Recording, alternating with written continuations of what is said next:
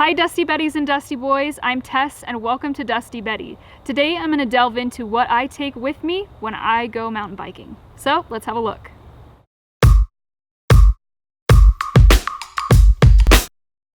Every time I go riding with a group, I'm always fascinated to see what other people are packing and how they store and carry it. So today I'm going to show you my setup. Now I have 3 different setups that I can use depending on how long of a ride I'm doing. So for the really short rides, I'll often just bring a few basic tools and a water bottle that I'll just carry on my frame.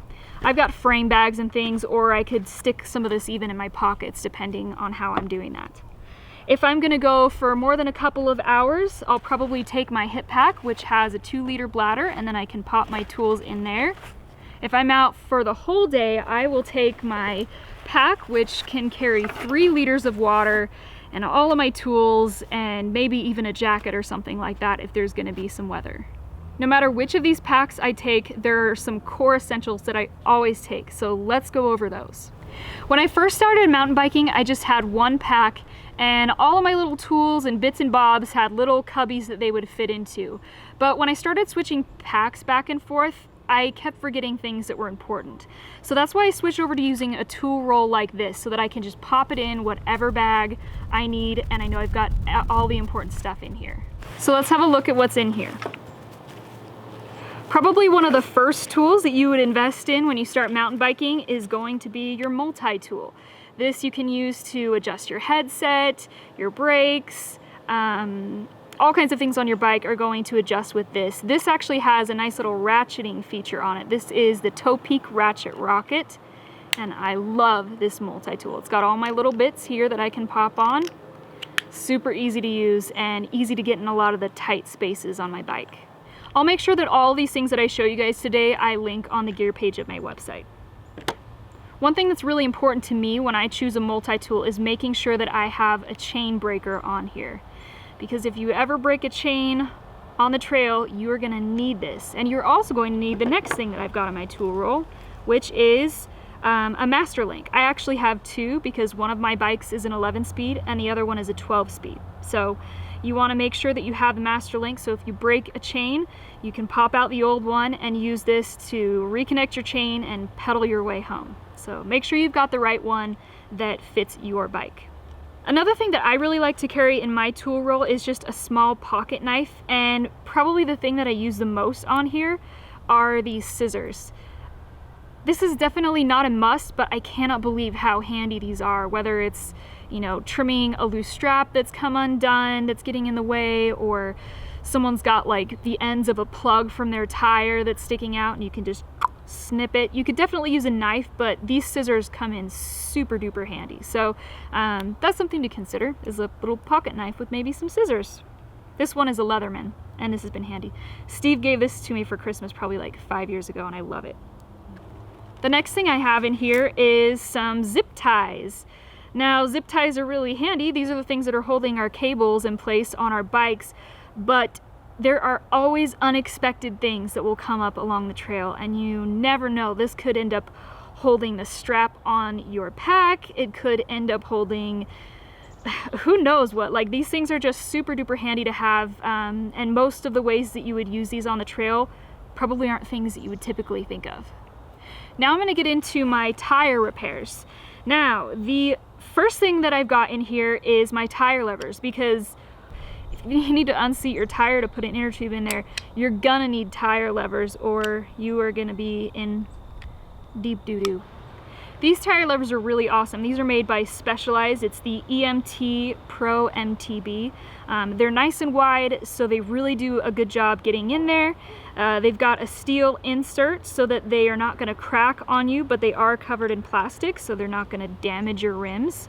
And I mean, for what they are, for how well they work, like, these are definitely worth the space. You can get ones that are a little bit smaller, but they're not much smaller, and with how effective these are, it's so worth it. These are really great tire levers.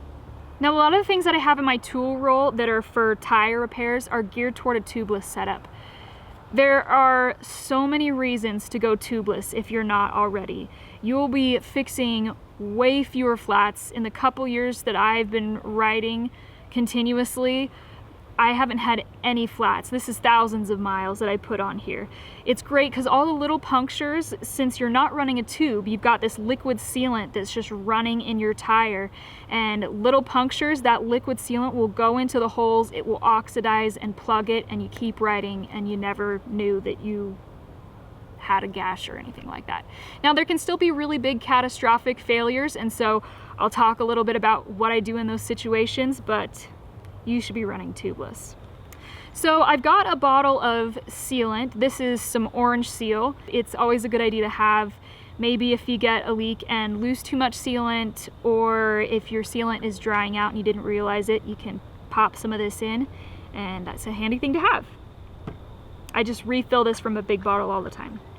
Now, if you do get a puncture in your tire with your tubeless setup and it's too big for the sealant to seal on its own, maybe something bigger than a nail, let's say, these tire plug kits can be super handy. They're pretty much the same as you would see for cars. A lot of you have probably seen car plugs, and they work just the same way. You've got these sticky little strips, and you have this little tool that you can spear them on, and you'd get one on there, plug it into the hole, spin it around, let the sealant seal around it, and you can usually ride out on that. Now I've got a few little things in this baggie here. I've got a spare valve stem and a core to go with it in case, you know, something like that gets damaged. And also, to go along with that, I have the tool that helps me remove a valve core if I need to do that. So that just pops on there, and then you can screw it in or out. The last thing I have in here is so small, but so handy when you need it that there's no reason not to have one. This is a Schrader Presta adapter. So this would allow me to fill my tire up using a compressor, or if something happened to my pump and there was someone in a parking lot but they only had a Schrader pump, this would allow me to still fill up my Presta valve using this. So small, so handy, it's good to have. One more thing that I have in here is a little swatch of sidewall from an old tire. So I just snipped out a little piece. My idea with this is that if I had a really big gash in my sidewall of my tire, I could lay this in there and put an inner tube in it. The inner tube would kind of hold it in place, and I could limp out on that. So that's something that I started carrying recently. Now something like this might be overkill for a lot of you, but because I do go bike packing and even do really long remote day rides from time to time, something like this is just worth having. It's so small, so light, you know, it's basically recycled material from an old tire, so it makes sense for me. Now, even though I'm still working on the tool roll, I figured while I'm talking about tires, there's a couple other things that I should mention. One is my spare tube. No matter what setup I take, I always have my spare tube. Now, I always hope that I don't have to run it. I'm not running tubeless because I think I will never need one of these. I'm running tubeless because I never want to have to stop to put this in. But when you need it, you need it. And this is probably one of the very first things that you should buy for yourself in your repair kit. Now there's a lot of different kinds of valves, there's a lot of different wheel and tire sizes nowadays, so make sure you get something that's going to be compatible with your bike. Sometimes you're able to fudge it a little bit, but it's something I would definitely pay attention to when you buy your spare tube. The next thing is my pump. This is a Lysine HV drive, and I really love this thing. It's got one of these little hoses that comes out, you can screw it in. It's got Schrader and Presta, and this way this will kind of flex so that I don't worry about like breaking my valve stem off when I'm trying to pump up my tire, which can be really hard sometimes with the smaller pumps. Now it is smaller, so it might take a couple extra pumps, but to me it is so worth it to have something that I could throw in any of my packs, even in a pocket if I had to. So the size to me is absolutely worth it. This thing has been a champ, really reliable. Love this. Another thing that I keep in my tool roll is actually a $20 bill. Cash money. This can be super handy. You could bribe someone to give you a ride up the hill. You could use it to buy food or water if, you know, sometimes crap happens and things get crazy, and this could come in handy that way. You could also use it as a sidewall patch if you don't have a swatch of sidewall to repair a big gash. Put an inner tube in there. The last thing that I have in my tool roll is my first aid kit. Now, I'm not a medical expert. Sometimes when I go on longer rides or multi-day trips, I will beef this up to a bigger first aid kit.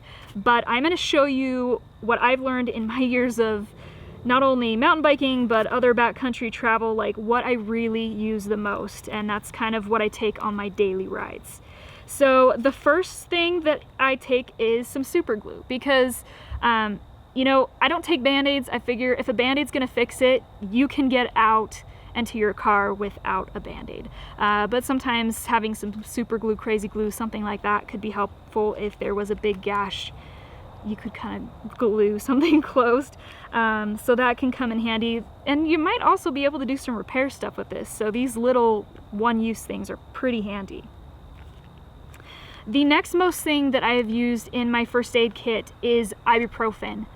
I probably actually ended up using this, giving this to friends more than I've needed it myself. But if someone gets a goose egg on their head, or they get a sprain, or potentially a break, getting some ibuprofen in them, as long as they're not going into shock and they're doing pretty well, like getting some ibuprofen in them quickly can really help not only take the edge off the pain, but it's also going to help keep some of the inflammation under wraps. So I found this to be super handy. Right now I also have Tylenol because I happen to be pregnant at the moment and I can't take ibuprofen, but I still carry this because it is one of the most used things in my first aid kit.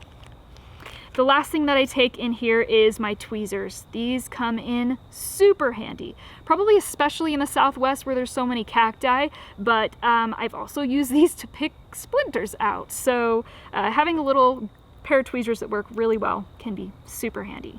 So it may look like a lot, but it's something that I've kind of figured out what works best for me, what I've seen needed on the trail, what I've needed on the trail, and I've come up with this setup over time.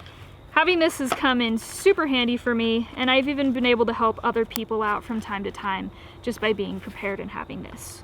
So there we go. So these three things, my tool roll, my pump, and my inner tube, I will always have these no matter which bag or setup I have them in. These are like the super important. These and water, always, always, always. Just a couple other quick things that you might want to have in your pack. You might want to bring a snack. Sometimes it's handy to just have in there all the time. Sometimes a ride goes longer than I planned on it, even if I didn't think I was going to need a snack. So I usually just try to keep something in there all the time. One of my favorite snacks on the trail, though, has become the Tailwind Endurance Fuel. Even though these are a partner of Dusty Betty's now, I've been a fan of Tailwind since before we partnered with them.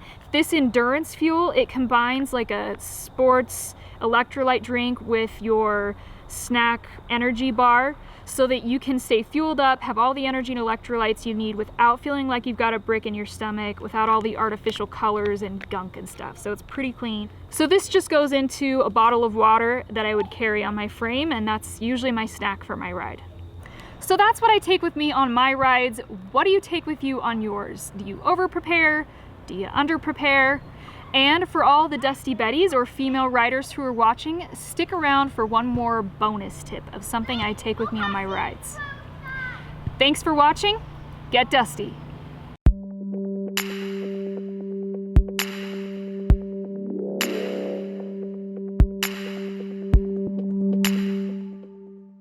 For all the Dusty Betties or female riders out there, you might be wondering what I take when I'm on my period and I'm going for a ride. Well, I'll show you what I've got. So I use this menstrual cup in lieu of something like a tampon. I use this instead. It's reusable. It just catches all of the flow, and then I can pull it out, I can dump it, rinse it, pop it back in, keep riding, and I don't have to carry a stash of tampons on my rides. So this works for me. It's environmentally friendly because it is reusable. So that's how I do it. But let me show you some of the other things that I take with me to make sure that I can take care of what needs to be taken care of in a sanitary way. I've got some hand sanitizer that I can use before and after I change my feminine hygiene, keep things clean. I take a baggie with a few baby wipes to clean up. And I also take a roll of these doggy bags, the ones you pick up your dog's poop with. This way, anything like wipes or toilet paper that I use, I can put it in one of these and carry it out. You can double bag it if it makes you feel better, but we do not bury our tampons. We carry everything out that we carry in. So this is great no matter what you're using for feminine hygiene. There's probably gonna be paper waste. Haul it out in one of these. If you do use a menstrual cup, like what I use, it's also nice sometimes to have a couple of paper towels. So sometimes I'm riding in a wash or close to another waterway and I don't want to just dump this in a hole in the ground. So in that case, I would put a paper towel in the bottom of one of these bags, and then I would dump the cup into the bag and let the paper towel kind of absorb that. So everyone kind of handles that a little bit differently. That's how I do it. Whatever you do, I ask that you do not bury your waste on your rides, that you pack out whatever you carry in.